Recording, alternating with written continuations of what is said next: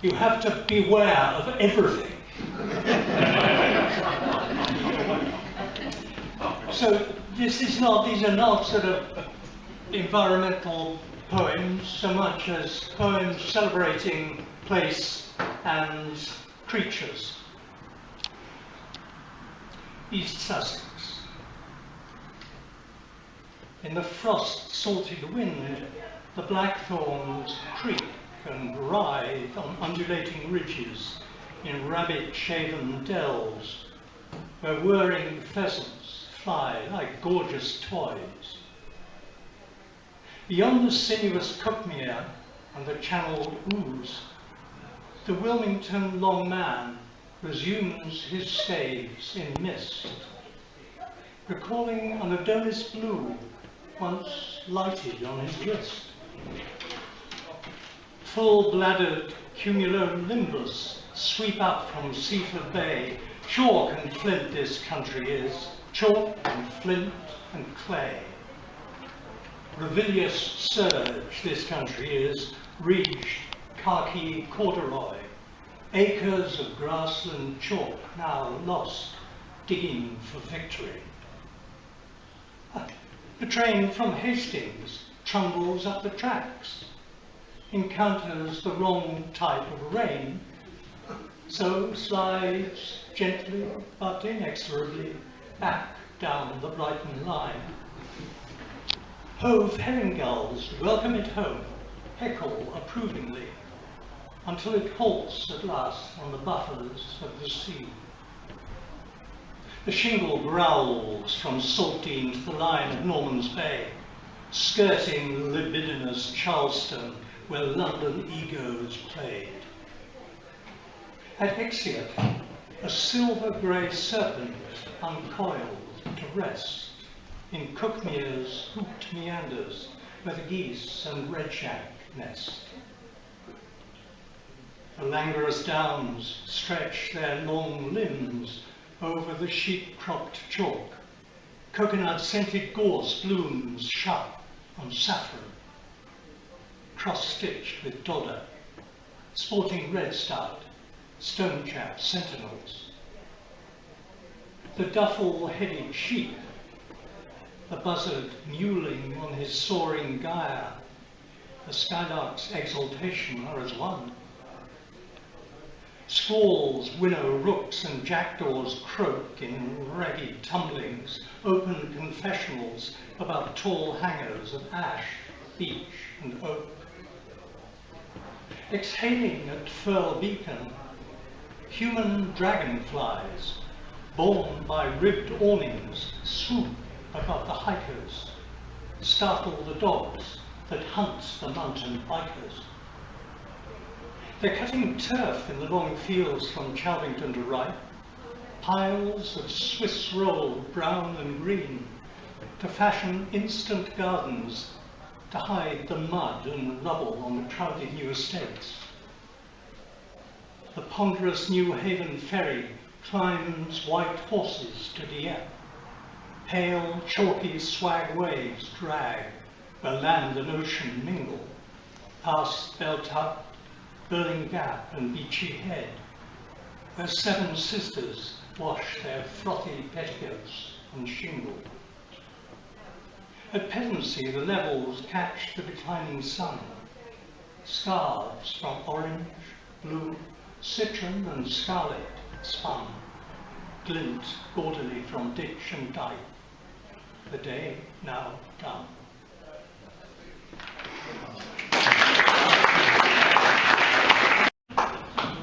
If you find any comparisons with humans in the next poem, they are intended.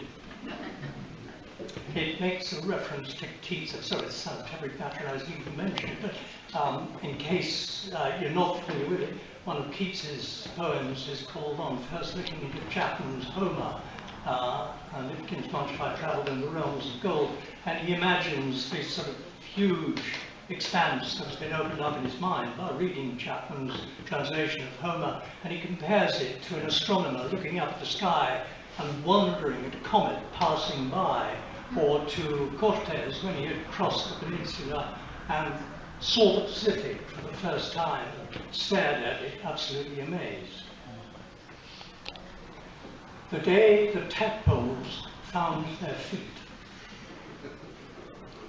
At Bleakling Hall in Norfolk, the lakes a reeded mile. Swans and geese slide over cross-grained glass, profoundly self-absorbed. One dull June day, we walked the high grass meadows. From one step to another, the ground seethed underfoot, scrambling black bodies the size of peas, hundreds and thousands of perfect frogs. A mosaic play in Lilliput, urgent as London crowds, trampling one another in their haste. A knowing old black crow patrol, plunging a deadly metronomic beak from right to left. Acres of grass for half a mile around, meadow foxtail, cocksfoot, quaking grass, the dense stalks, high as poplars in their world. This inextinguishable black stream over the path vanished in forests of packed stems as they had never been. A camouflage jacket exposed a lumpy frame, but a still delicate beauty, a skinny, hoppy frog, clothed with the happy confidence of youth, gripping the stem with hair-clip feet. High on a blade, he stared at feathered grasses, and Keats's Cortes came into my mind, gazing at the Pacific, silent upon a stalk in Blickling Park. There was a heroism in his pilgrimage, the odds so stacked against him, a pinprick in the vastness of the field. He looked hopeful, travelled in faith, perhaps, and quite unquestioning. The swans slid on their own perfection. The crow, disgruntled water babe, methodically harvested the elect.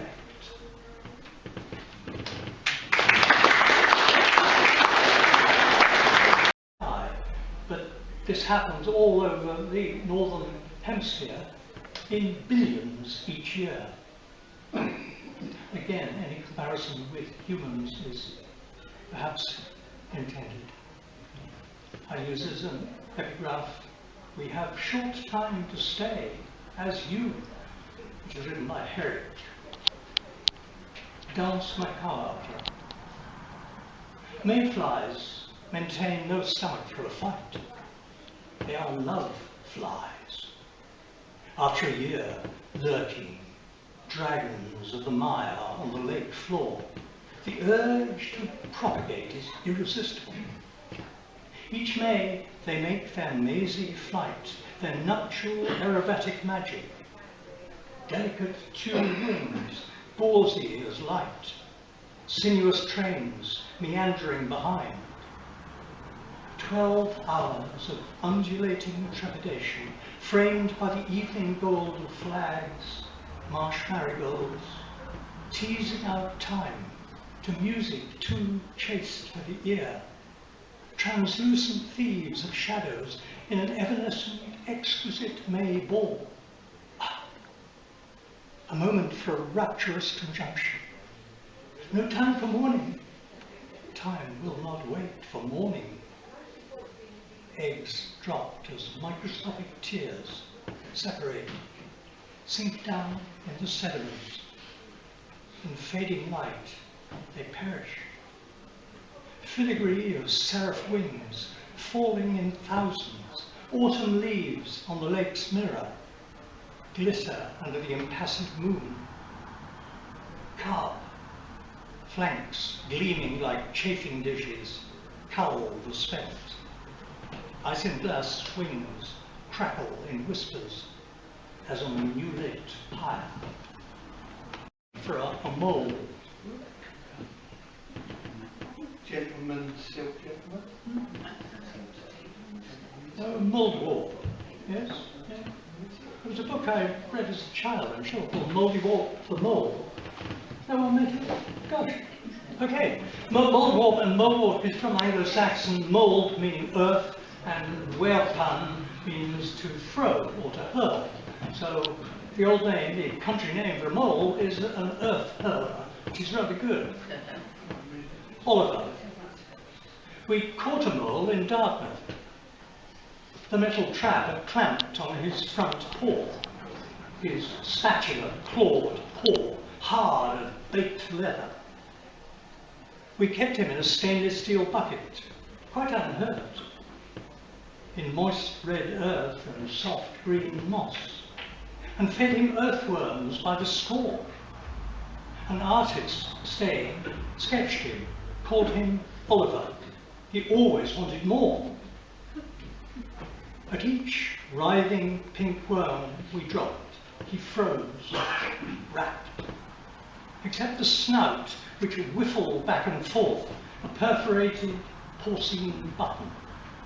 Abruptly, with galvanic greed, he chased it down, then delicately, held between forepaws, he squeezed it clean of earth, and ate the squirming whiplash like exquisite spaghetti.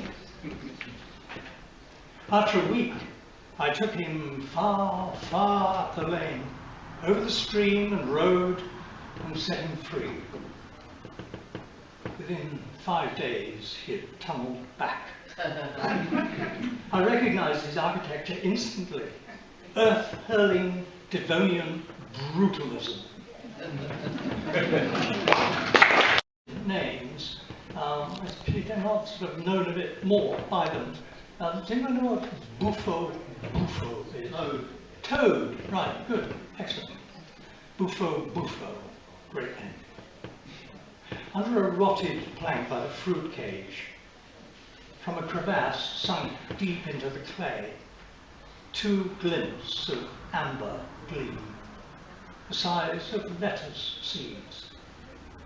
The crack of a mouth winds round his head, a knowing, soiled secret smile. His wok gape speaks prodigious appetite. He heaves himself up out of his refuge, an old man forced from bed. A toadlet, smaller than a 50 pence. The wart skin, miniature bubble wrap, like drops of khaki blanco. At crossings, layers of dried, flattened toads once embellished country roads, embossed like Spanish leather wallpaper. His sumo thighs propel him off into the mash of baked clay clods. He plants webbed feet impatiently, 4 claws antiphonally waved to shove the world out of his way. 2 senses, contains a certain amount of violence. Pigeon post. Before I had quite stretched into my teens, my grandfather would lend me his shotgun. Up at dawn, mist beads the grass. Wellingtons shine with dew.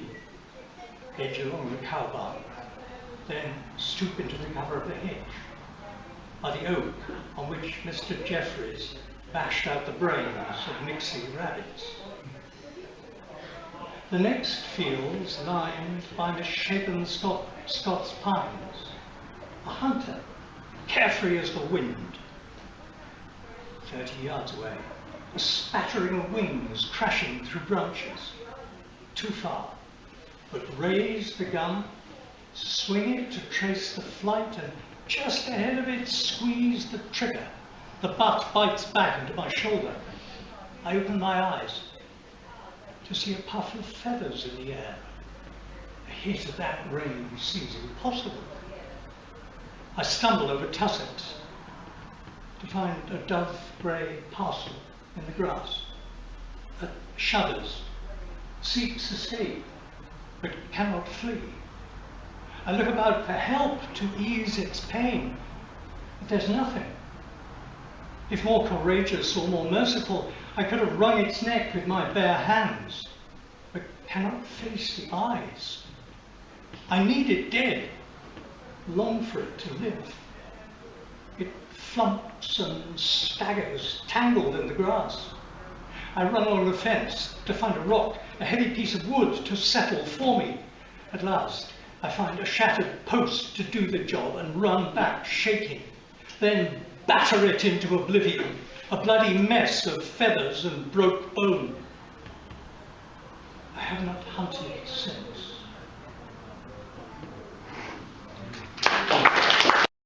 Just after that, imagining what it might be to take this walk without her. In fact, as we know, the NHS, for the NHS, 1 week can sometimes be rather longer than a week.